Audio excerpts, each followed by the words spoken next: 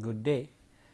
So, in the last lecture we have seen some functionalities of the data link layer, namely framing, etc., and we had been talking off and on about that error control, that is error control means error detection, correction, etc.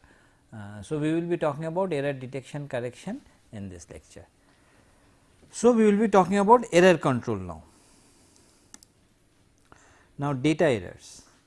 When data is transmitted over a cable or a channel, there is always a chance that some of the bits will be changed or corrupted due to noise, signal distortion or attenuation, etc. Okay. So many things may happen. For example, suppose you have a wireless channel and suddenly there is a burst of noise. Okay. So, what will happen is that some of the data will get garbled. Similarly, the data may have become very attenuated, maybe due to some loose contact somewhere or something, and then one that was sent was not received that way, or maybe it was received as a 0 or something.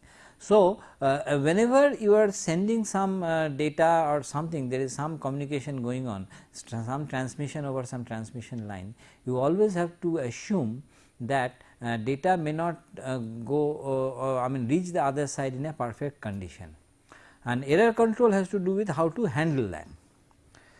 So, if errors do occur then some of the transmitted bit. Now, what is an error? Since we are talking about digital data, what will happen is that some of the bits, by what do we mean by an error? So, 1 was transmitted, maybe it was changed to a 0 or a or from a 0 it was changed to a 1.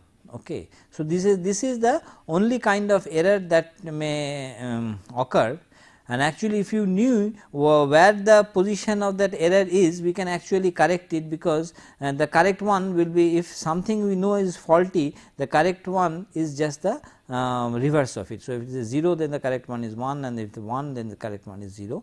The whole trick is to find out whether any errors, any such change has occurred, and if such a change has occurred, where it has occurred, etc. So, this is or how to handle it. Sometimes there may be a lot of noise and a lot of data may get corrupted in this fashion. So, we will see how or what we can do about this. Of course, this data error will also depend on your the kind of transmission medium we are using. So, that is always there. So, random errors change bits unpredictably.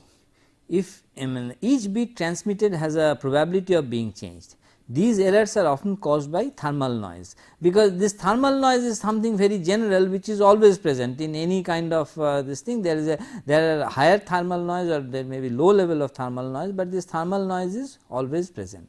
So, these cause some random errors.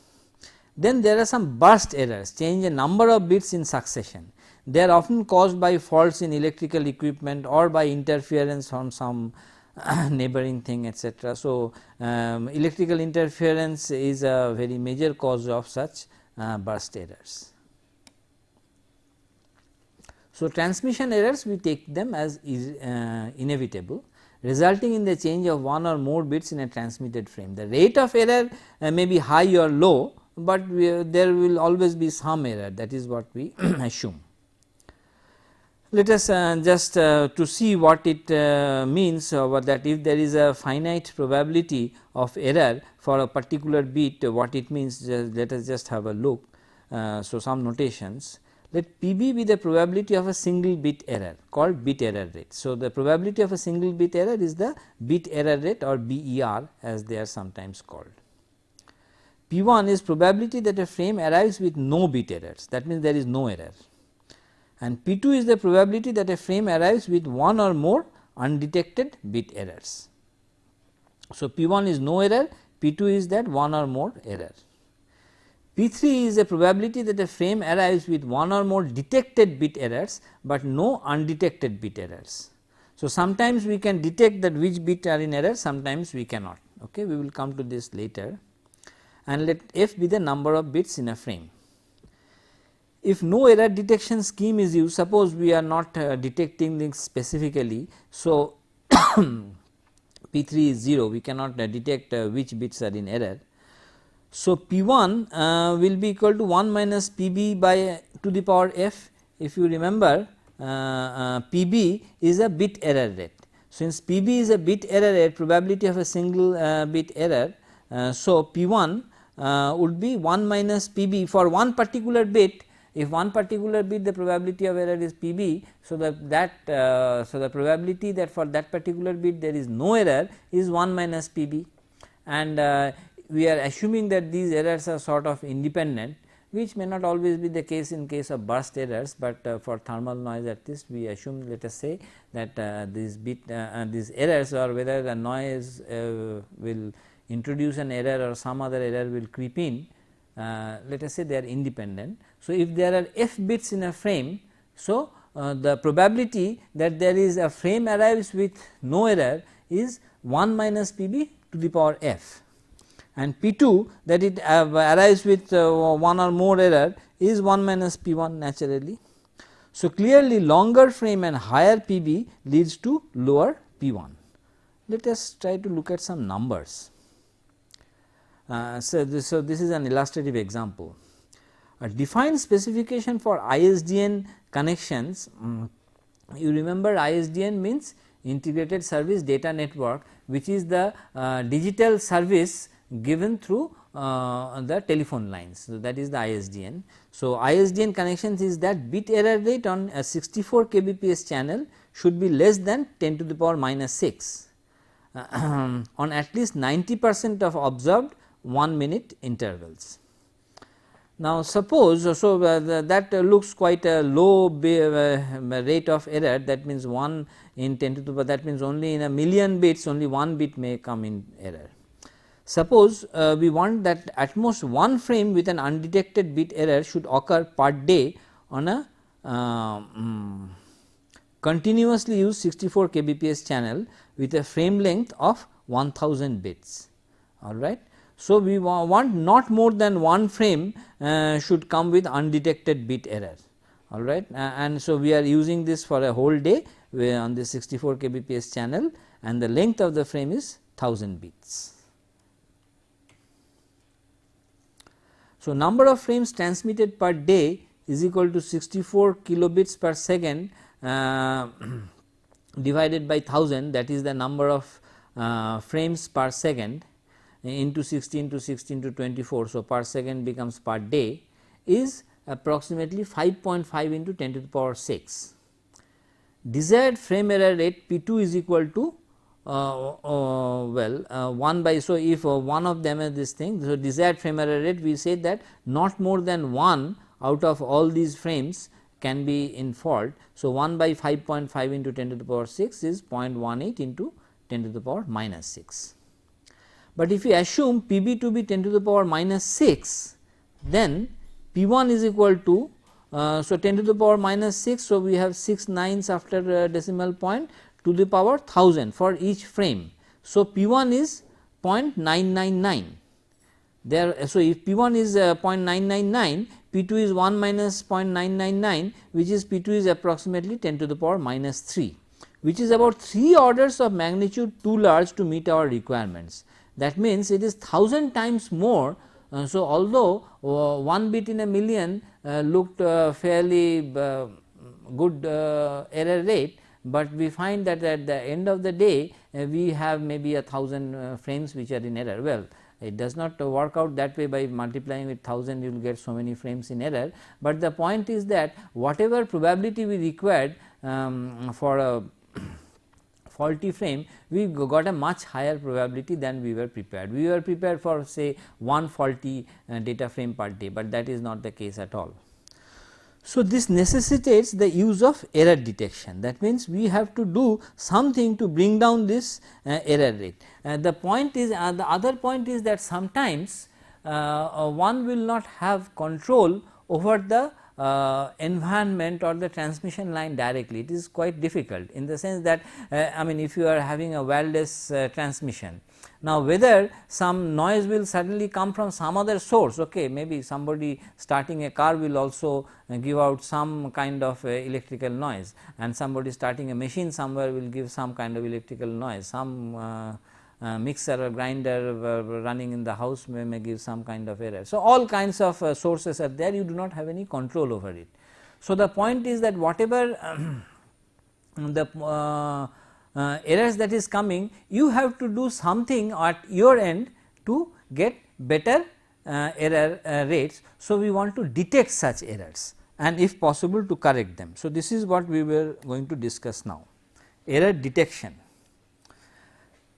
One general principle of getting greater reliability or less error etc., as I said, is always redundancy. That means, you put in some kind of redundancy in the system in order to get better reliability. We have seen this when we were talking about reliability of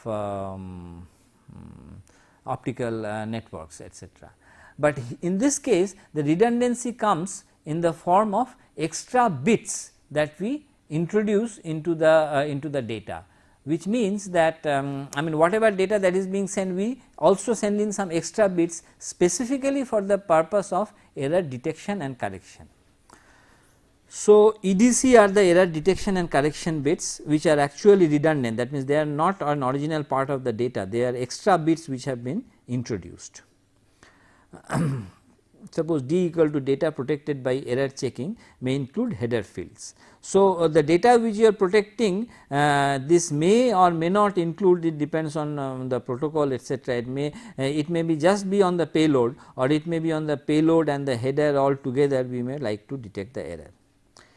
Error detection of course is never 100% reliable, okay, but protocol may miss some errors, but usually we can bring down the level of errors to a very low figure.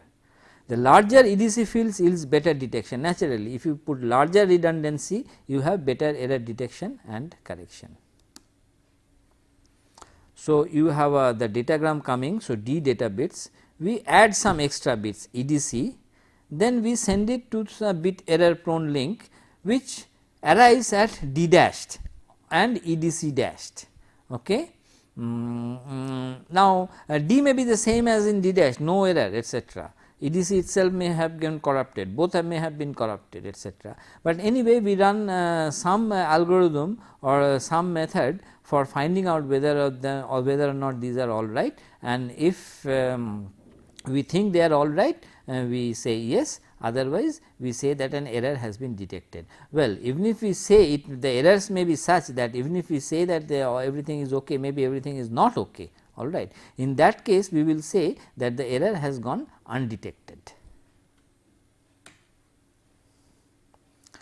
Now, for this error detection and correction, one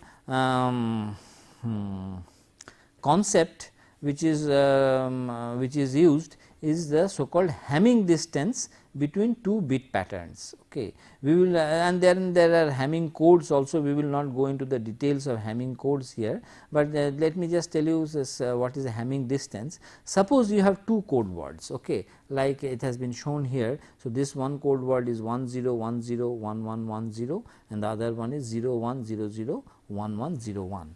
Okay, these code words.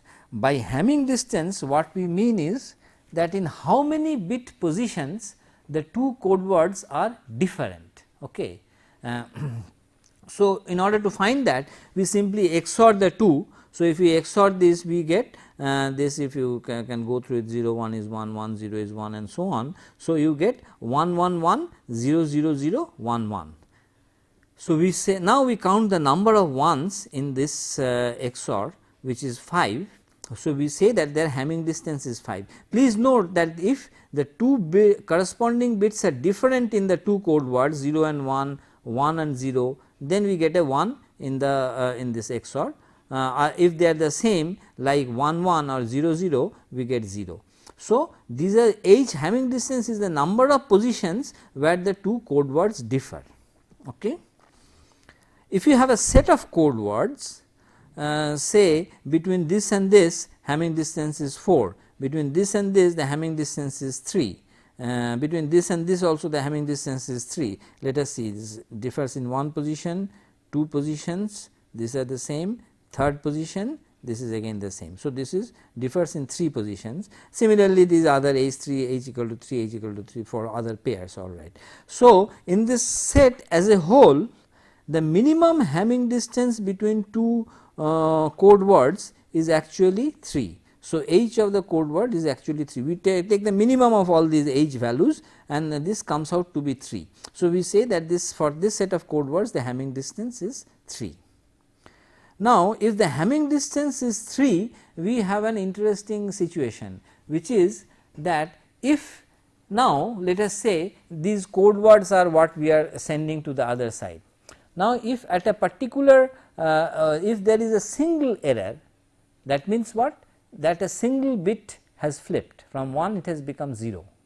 So, what has happened is that this code word will move to another code word. So, this will appear as another code word in the receiving end and the one which is received and the one which was sent, the Hamming distance between the two will be only 1, because only one bit has flipped. So, only one position what was 0 here has become a 1 there, or maybe what was 1 here has become a 0 there. So, only in one position it has changed. So, assuming that there is a single bit error, the Hamming distance between the transmitted and the received code word will be 1. Now, if the system is known that this is the set of code words which is being used on both the sides, first of all you will immediately know that this particular, and suppose for this set of code words H is equal to 3 was there. That means, say this is the set of keywords that I showed you, say that those are the only code words which are being sent. So, the Hamming distance was 3. So, the for whichever you I mean, so this new transmuted or new changed code that was received is not going to be a valid code, because this is only at a Hamming distance of 1 from the transmitted code. So, this is not going to be a member of the set. So, immediately you will detect that there has been some error, and not only that, if you assume that there can only be, I mean it is most likely that we have got only one error, then it is the one which is at a Hamming distance of 1 from this transmitted code will be at least at a Hamming distance of 2 or more from other code words, whereas it is at a Hamming distance of 1 from the code word which was already sent. And if you know this, and if you assume that there can be only one error, then you know that that is the code word. So, you can not only detect that there has been an error, you can also correct the error by going to the nearest code word from which the Hamming distance is the minimum, namely the one which was transmitted. Okay. So, this is a general principle. So, we will see practically how this is done. So, therefore, there is a coding scheme for which goes as Hamming code. So, we will not discuss that, but there are other schemes, but all of them use this idea of a Hamming code, that Hamming distance. Now, the simplest error detection scheme is a parity check. It appends a parity bit to the end of a block of data. So, what is a parity bit? So, this is an extra bit which is sort of added to some data. There are two kinds of parity, odd parity and even parity. Odd number of bit errors can be detected. Why odd number of bit errors can be detected, etc., I will explain that. If an even number of bits are inverted due to error, an undetected error occurs. The technique is not foolproof, as noise impulses are often long enough to destroy more than one bit, particularly at high data rates. But let us first of all see what is a parity bit. So, suppose 10110111, this is the this was the original bit pattern. In even parity, what we do is that we make the number of we add a bit which is 0 or 1 depending on whether the number of ones in the original pattern is even or odd. So, if it is even parity, we want to make the number of ones even. So, the number of ones were originally even over here. So, in 1 0 1 1 0 1 1 we have 6 ones 1 2 3 4 5 6. So, we already have an even number of ones here. So, in the added parity bit we just give it a value 0, whereas in the other one, that is 1 1 5 zeros and then a 1, we have 3 ones. So, this was odd. So, the added parity bit was also made 1. So, that overall the number of ones in the in this data plus parity bit taken together is always even. Okay, that is the point, that the number of ones is always even in even parity if everything is fine, and the number of ones is always odd. Similarly, the number of ones is always odd in odd parity. Now, if you just think about it a bit, if you are using even parity, then all the valid code words have even number of ones in them. So, what is the number of positions, what is the minimum number of positions in which they have to differ, two different code words have to differ? Well, the minimum number is 2, that means the Hamming distance of this set of code words will be minimum 2, and if the Hamming distance is 2 and if there is a single error, what is going to come is that we are going to get a code word at the receiving end which has got an odd number of ones, and if it has got an odd number of ones, we immediately know that this could not be a valid code word. So, we know that there has been some error, although we cannot say that which where that error is or what the original intended transmitted one is, because if you think of two code words which are at a distance of 2 and the transmitted one, because of its and both of them let us say have had even parity, that is even number of ones. So, their Hamming distance was minimum was 2, let us take the worst case, the minimum is 2, and then the transmitted one of these, suppose this code word was this thing where one of the bits flipped. So, we get something in the middle. So, we get something in the middle which is at a Hamming distance of 1 from two valid code words. So, we know that this whatever has been transmitted is invalid in the sense that this is not a valid code word. So, an error has occurred, but I do not know whether something from here came here or the original transmitted code was here and it came here, because we do not know where the error has occurred. So, in this particular case we can merely detect an error, we cannot correct it at the receiving end, all right. So, this is a case of parity. This is a very simple kind of scheme. So, once again if you go back to the earlier slide, I mentioned that odd number of bit errors can be detected. Now, as I said that a single error, if there is a single bit error, it will be detected because now we have got an odd number of ones. Well, if there are an odd number of errors, that means whether if there are 1 error or 3 errors or 5 errors in that bit stream, then again we will get an odd number of ones on the receiving end. So, we will know that this is, we can detect that there has been an error. We do not know whether 1 error or 3 errors or 5 errors, but in any case we can detect it. But if there are only 2 errors, then it will again become an even number of ones on the other side, which may be a valid code word. So, we will not know whether there has been any error or not. So, if there are an even number of errors, and this parity check will not it will go undetected by this single parity bit error checking. Okay. And I mean just generating the parity bit etc., that is very easy, you just run them through some XORs. So, and invert it if you want it odd parity or if you want an even parity, we can get it. This is very simple.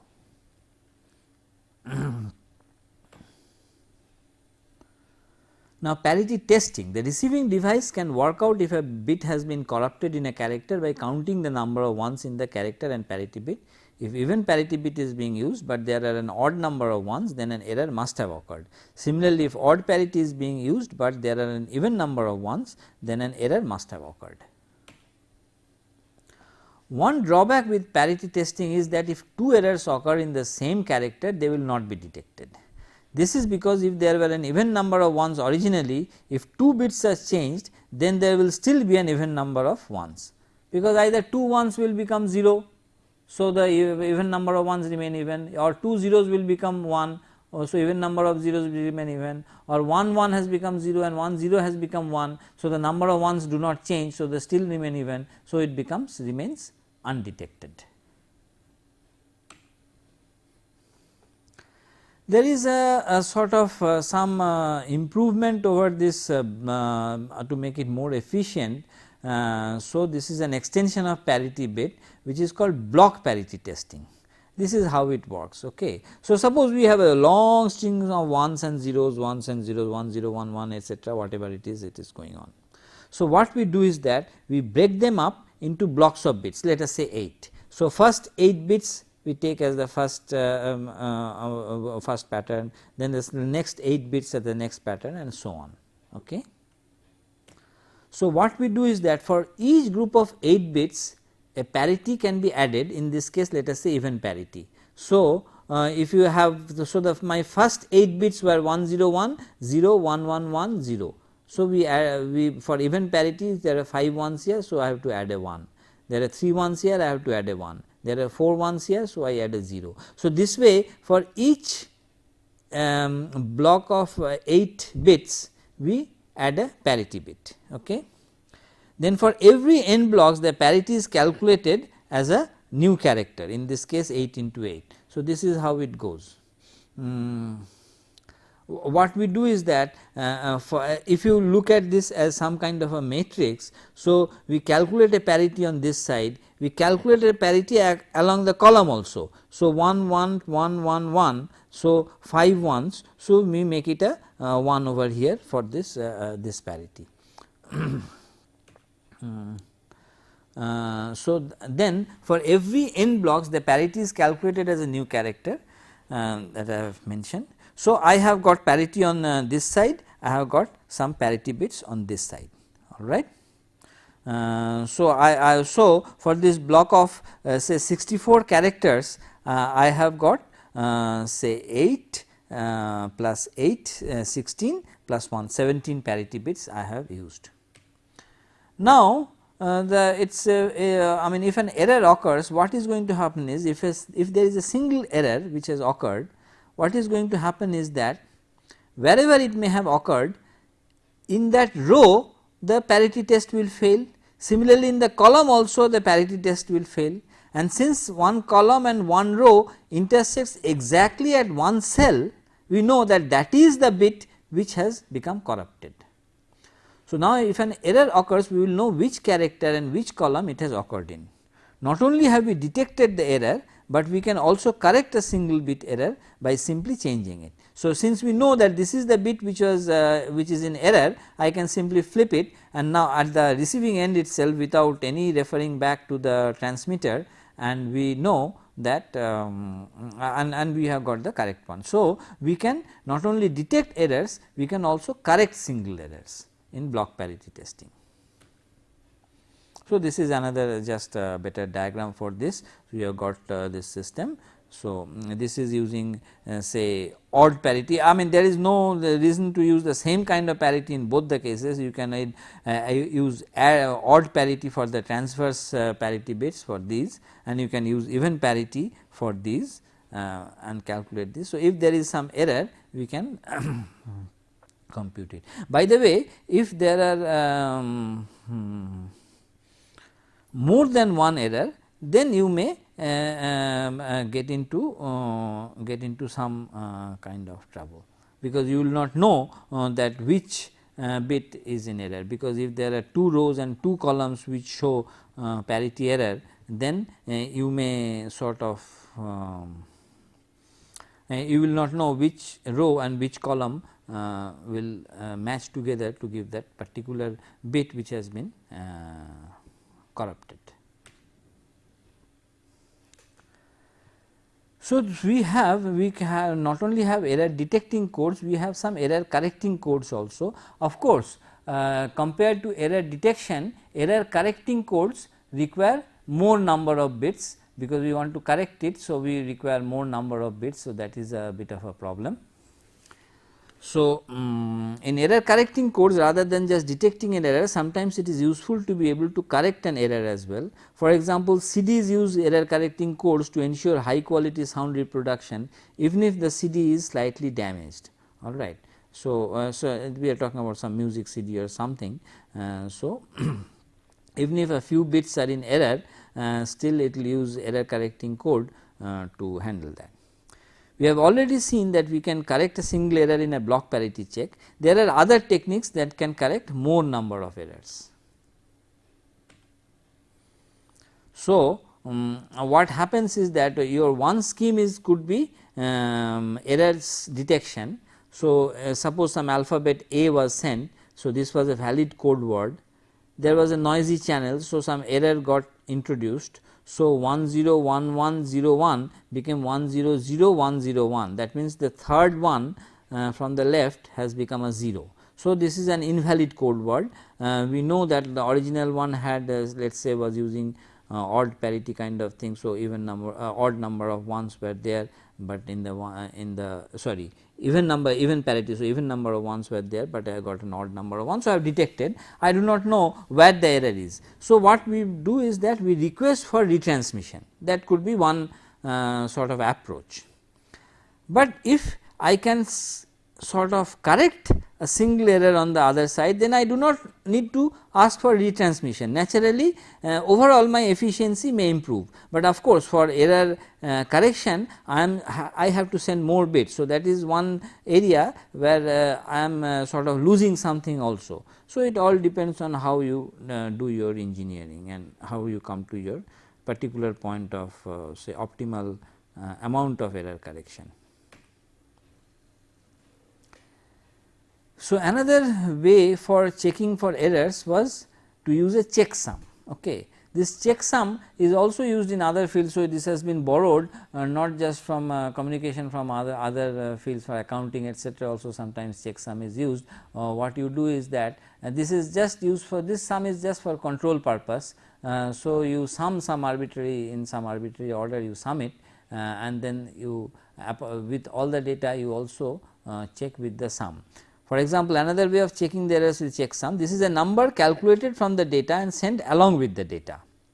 If any errors occur during transmission, then checksum for the received data will differ from the transmitted checksum. Of course, the data may arrive all right, but the checksum may become sort of faulty, but even in that case the checksum and the data, they will not sort of match. So, checksum, but this can only detect errors, it will not be possible to correct it. A simple checksum can be calculated by adding all the data together. For example, if the data is 121, 17, 29 and 47, then the checksum, if you add all this, will be 214. We could transmit 121, 17, 29, 47, 214. So, we know that the last number is the checksum. So, which should be the sum of all the numbers which have been sent. The checksum is usually restricted to a certain number of bits, typically 16 bits. If the checksum is longer than this, then only the lower 16 bits will be transmitted. But checksum is not very efficient and not very widely used. One scheme which is widely used is the so called cyclic redundancy code. What is a cyclic redundancy code? A cyclic redundancy code is a more sophisticated type of checksum.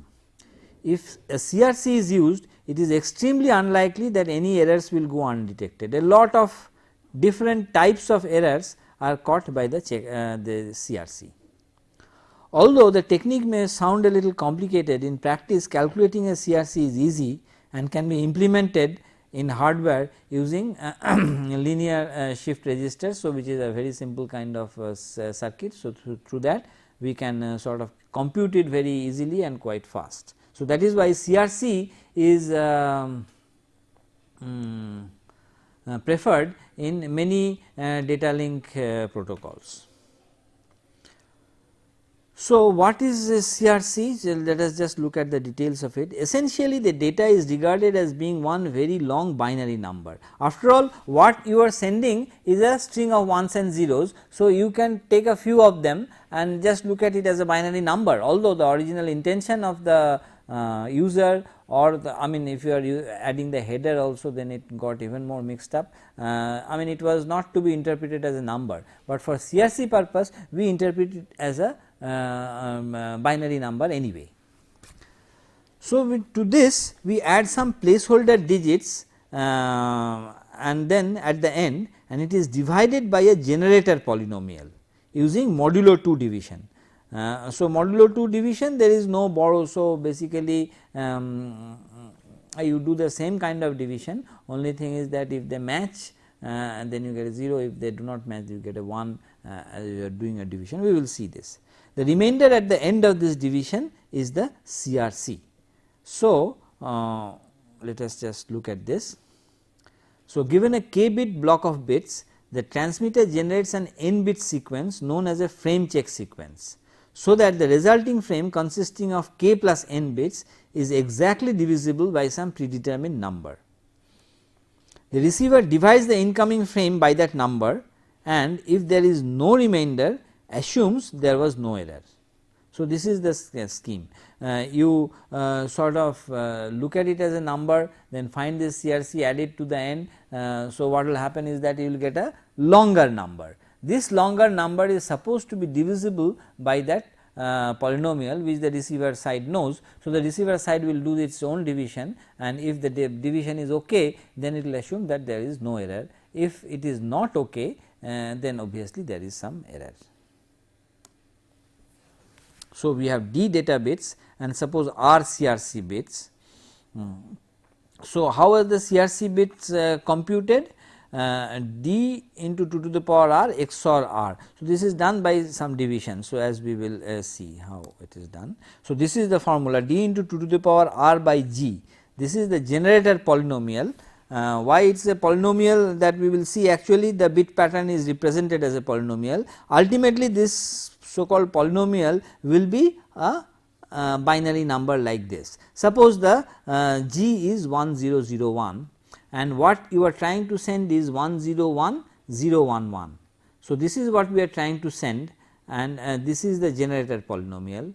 What we are going to do is that we are going to add some extra bits. So, this is by d into 2 to the power r, by multiplying by 2 to the power r means so adding so many zeros at the end. So, in this case say r equal to 3. So, we have added 3 zeros to the end, and I do a division as is done. So, 1001, only thing is that this I mean where we usually subtract, we do a modulo 2 kind of operation. So, 1 gives 0, 1 gives 1. So, we got a 101, so we got a 0 and so on. So, this way the division goes on till we sort of exhaust this, and this we get as the remainder 011. And what will happen is that, and the point is that if you add this 011 over here, so instead of sending 101 011, what we do is that we add 101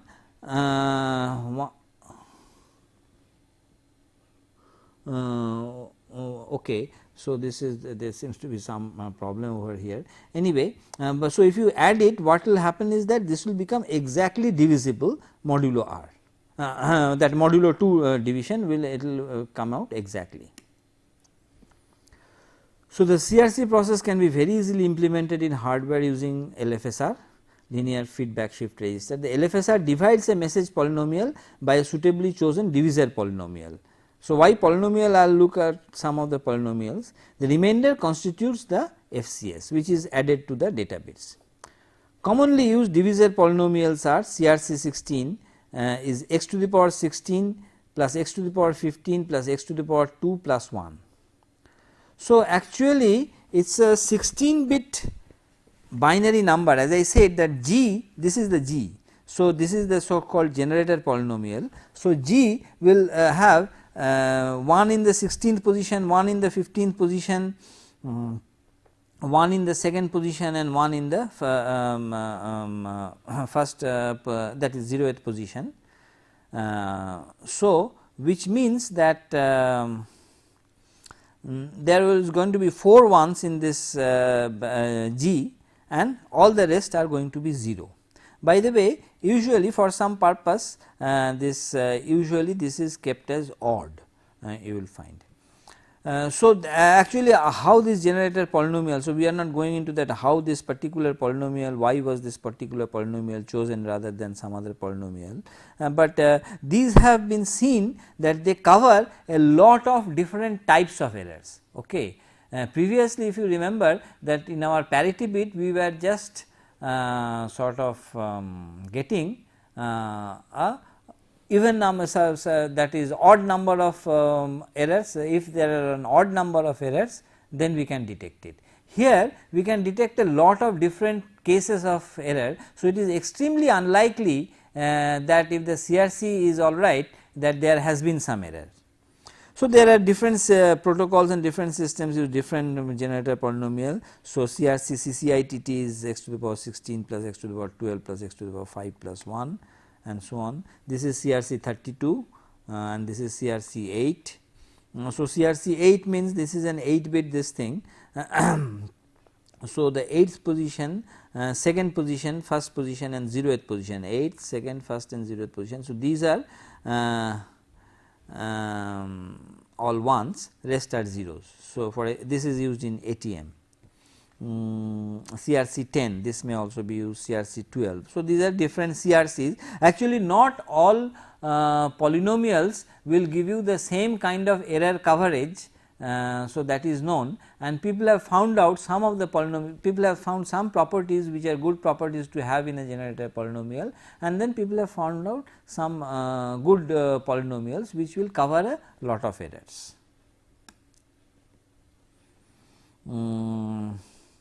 So, HDLC uses some kind of error, say CSMSCD, FDDI, ATM, they use CRC 32 like this and so on. So, I mean this is just for showing you, you need not remember any of this. Now, we come to the slightly higher level data link protocols, in the sense that we are still talking about errors and error control. But the point is that we have been talking about this parity and CRC etc., that is error control at a lower level, so to say, where at a lower level a small amount of error we can possibly handle it using such error detection or error correction kind of scheme. But what might happen is that because of a very burst of noise or something, it may garble the data so badly that it is entirely unrecognizable on the other side, even if you have a data error correction scheme, because all error correction and error detection schemes, none of them are 100% infallible. So, there is still possible that there will be some undetected errors, and then there will be the data may become so bad that there is no question of any error detection or correction. So, we require some higher level schemes also in addition to whatever we have talked about, this parity, CRC etc. So, these higher data link protocols, well, once again they could be of different types. For example, unrestricted simplex protocol, this does not do much, as we will see. Stop and wait protocol, stop and wait with stop and wait ARQ for a noisy channel. That means ARQ stands for acknowledgement request, that means an acknowledgement is expected. 1 bit sliding window protocol, which is similar to this stop and wait, sliding window with go back and ARQ, sliding window with selective reject ARQ and so on. First, unrestricted simplex protocol, well, it simply sends, it does not do any kind of error control. So, this is the simplest situation. So, we have a sender, fetch a packet from a network layer, construct a frame, send the frame to the physical layer. So, sender is just going on sending without any kind of bothering about what is happening on the receiver end. Receiver usually, if things are alright, wait for an event, receive a frame from physical layer, pass the packet to the network layer. So, if there are some faulty things which have gone in, it is possible, maybe it is the responsibility of higher layer systems to take care of that. This does not bother, or maybe the higher layer application does not bother if a few bits are bad, say in the case of a voice channel. Okay. Now, sorry, when data is sent as a sequence of frames, two types of errors can occur. One is that lost frame has been lost entirely, the frame fails to arrive at the receiver. This may be due to a noise burst destroying the frame beyond recognition, or it may have a recognizable frame arrives at the receiver, but some bits are in error. So, a frame may be damaged or a frame may be entirely lost. See, the sender and the receiver, sender is sending a number of frames, frame 1, 2 to frame n. So, frame 1 is going first. So, the point is that some of the frame in between may get lost altogether. So, this is a very bad thing to happen, but this may happen, we have to make the worst case assumptions. Now, error control is concerned with ensuring that all frames are eventually delivered, possibly in order to a destination. So, how? 3 items are required: acknowledgement, timer and sequence number. So, acknowledgement, what do we do with acknowledgement? Well, typically reliable delivery is achieved using the acknowledgements with retransmission paradigm, whereby the receiver returns a special acknowledgement frame to the sender indicating the correct receipt of a frame. That means, the receiver after receiving a frame will send an acknowledgement. Okay. In some system, the receiver also returns a negative acknowledgement for incorrectly received frame. So, what this is a hint to the sender, so that it can retransmit a frame right away without waiting for a timer to expire. We will come to this timer to expire. So, the point is that there is a two-way communication, sender is sending the frames, the receiver is sending the acknowledgements. Okay. If it gets a damaged frame, then it will send a negative acknowledgement. Of course, if it does not get any frame, then it will not know whether anything was sent at all. So, in that case it may not send any acknowledgement or negative acknowledgement, anything at all right. So, the situation is something like this. Suppose 0 was sent by the sender, so it arrived. So, the receiver sent an acknowledgement 0. Then a 1 was sent. Suppose I am just taking this bit by bit just to make it simpler. Suppose 1 was sent, it came with some error, we do not know what kind of error. So, so the frame number 0 was acknowledged, frame number 1 was received, but it was damaged. So, a negative acknowledgement was sent, that means frame number 1 was not rightly received. So, frame number 1 is going to be retransmitted by the sender. This is the argument. The other thing is that the other thing we require is a timer. Timer means that one problem that simple acknowledgement, negative acknowledgement schemes fail to address is recovering from a frame that is lost. A frame is totally lost. So, the receiver will neither send an acknowledgement nor a negative acknowledgement. So, and as a result fails to solicit an acknowledgement or a negative acknowledgement. What happens if an acknowledgement or negative acknowledgement becomes lost? Retransmission timers are used to resend frames that do not produce an acknowledgement. When sending a frame, schedule a timer to expire at some time after the acknowledgement should have been returned. If the timer goes off, retransmit the frame. So, this is the scheme. You see, a frame which was sent was lost. So, the receiver of course did not know anything. What happens is that as soon as the frame was sent, at the same time a clock was started in the sender's end.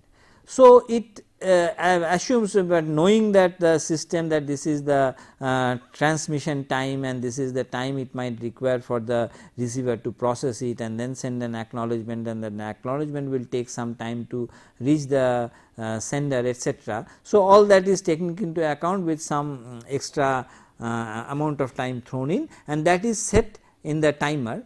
So, if the timer goes out, that means if there is a timeout, now the receiver sender knows that the frame must have been lost, otherwise an acknowledgement would have come. So, he sends the frame again, alright. The other thing that might happen is that suppose the frame was sent, 0th frame was sent, it was received alright, and then an acknowledgement was sent and the acknowledgement was lost. Of course, he would not know whether the frame reached at all or the acknowledgement was lost. So, after a timeout he will send this frame again. So, this is a case where the frame has been duplicated. Of course, the point is that the receiver, depending on what kind of protocol you are using, the receiver may or may not understand that this frame is actually a duplicate of this. Maybe two such exactly similar frames were supposed to come one after the other, because it is after all coming from some application which is absolutely unknown to the data link layer. So, the frame may get duplicated, but then there are some protocols which take care of that, where the receiving side will know that this is actually a duplicated frame. Okay, we will come to that protocol later on. And the third technique that we use is the so called sequence number. So, retransmission introduces the possibility of duplicate frames, as we have just seen. To suppress duplicates, add sequence numbers to each frame, so that a receiver can distinguish between new frames and old copies. Okay. So, this is a so that if the frames are numbered sequentially, like say 0, 1, 2 etc., as I was sort of showing, and if the receiver gets 2 frames which are have the same number 0, so it knows that its acknowledgement must have got lost or something like that happened. Anyway, the sender sent the same frame twice, so he will discard just one of them. So, collectively the mechanism stated are referred to as automatic repeat request, okay, ARQ. Objective is to turn an unreliable data link into a reliable one. 3 versions of ARQ have been standardized: stop and wait ARQ, go back and ARQ, and selective reject ARQ. Then we have the stop and wait ARQ, which is based on the stop and wait flow control technique.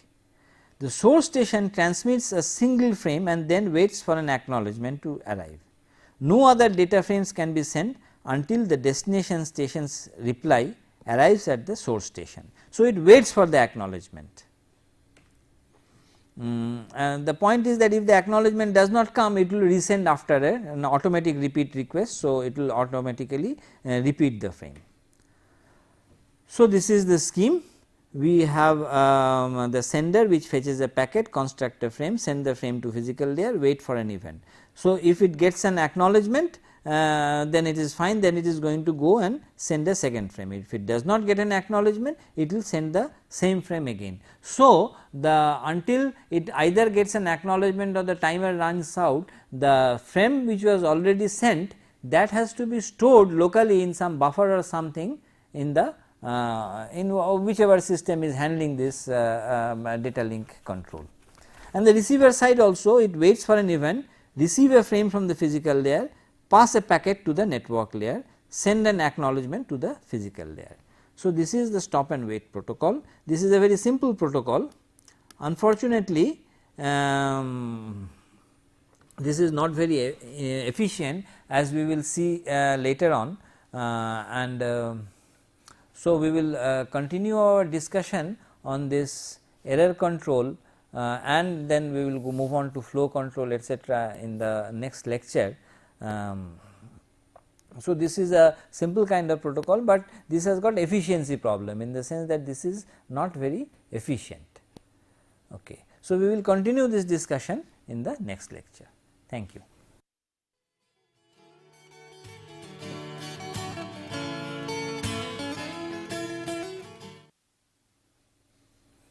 Good day. So, in the last lecture we were discussing about stop and wait protocol. We have seen what it is. It is really a simple kind of protocol which is used both for error control as well as for flow control in some case. But since this is a simple protocol, we will look at its performance now. So, we will first finish our discussion on this stop and wait protocol, and this we have already seen. So, each the sender station sends one packet which are ACT. If it comes with some error, it may send a negative acknowledgement. It may not arrive at all. In that case, the sender will time out. in either case, that means when it is getting a negative acknowledgement or whether it is getting a timeout, it will retransmit that frame, retransmit whichever frame was just transmitted earlier. And the point to note is that there is only one frame which is in transit in the channel at any point of time, whether it is the frame or the acknowledgement. So, now we have discussed some of the major techniques which are used in the data link layer. So, what we will do now is that we will look at just one more protocol. Okay. This is a somewhat general version of we have already discussed PPP, that is the point to point protocol, which is used for just what it says, point to point communication. But there could be a point to multi point communication also. For this we have this high level data link control, this is the name of the protocol. Okay. So, this is the name of the protocol, or HDLC in short. Just okay, I mean this is not so high level any longer, it is not considered so high level any longer, but even then anyway. So, but this is an important protocol. So, there are some variations of this which are used in various places. So, we will just look at some generic way how this HDLC is done. So, this is an important data link protocol. This HDLC or some variant of this is widely used. It also is the basis for many other important data link control protocols. Okay. So, this I mean the formulation of this protocol envisages 3 types of station. One could be primary station. These are responsible for the operation of the link. By the way, you do not have to remember all these because when you are trying to use it or design it for some particular situation, you can always look up the reference and see what exactly the different frames are, what are their formats, etc., etc. What I am trying to do is that I am trying to give you a flavor of the kind of information which this for a protocol, a typical protocol would need to exchange. Okay. So, with this example we now come to the end of this general data link control, but still we have seen some examples of data link control.